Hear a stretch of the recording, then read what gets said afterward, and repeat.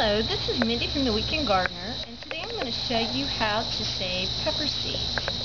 Now, the plant material that you need to pick, or the fruit that you need to pick, that you want to preserve the seeds, is also the fruit you want to eat. It's the most delightful, colorful fruit that you can find, because that's what you will grow next year.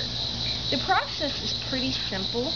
You simply cut the pepper just like you were fixing it for dinner, and you remove the inside here where the seeds are located. Now you can dry these seeds in two different ways. You can either leave them intact here and simply put them on a plate, or you can remove them as I've done here. Now pepper seeds don't have to go through a special process, nor do they need to be put on an absorbent piece of material such as paper towel or a paper plate. They can simply dry on this ceramic saucer. Now you may ask, how can you tell if the pepper seeds are dry? They will have this beige color once dry. And as you can see, I have some here that I took off, and I have some that I left on the pepper membrane. And you simply break your fingers across here like this to loosen them up. Now once your pepper seeds have completely dried, they have to be completely dry, because the next step, if they are not dry, if there's a little bit of moisture, it will cause your seeds to mold and they won't germinate next year. So what you need to do is you need to find you a container. This is a great container to use. It's had some cinnamon in it.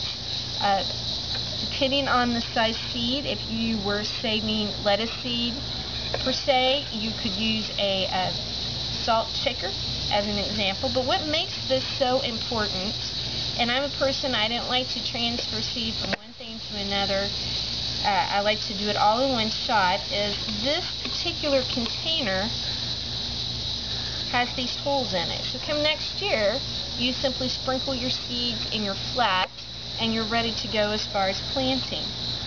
Now, to help keep moisture from building up in the container, what you do is you put equal parts of powdered milk and your dried seed. This isn't an exact science. You don't have to measure out, exactly 1-to-1 ratio. What I do, I just sort of eyeball it.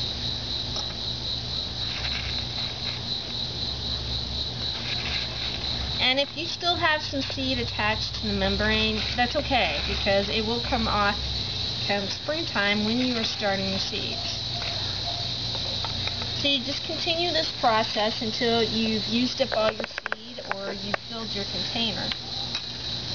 You screw the lid on tight. Now, in this example that I showed you, I was using one type of pepper, which happened to be a green bell pepper. You will need to label your container prior to storing. Also, if you're doing a bell pepper and you're also doing a hot banana pepper, you'll want two separate saucers and make sure that they're labeled so that you can keep the variety separate. Once you have your container full, what you need to do is you need to put it in a cool environment, such as a refrigerator or a basement or a cellar, until next year. This will help extend the life of your seed. Try to avoid putting your seed any place where there's a heat source, because your germination rate will go down because the heat will actually cook your seeds. So until we meet in the garden again, this has been Mindy from the Weekend Gardener.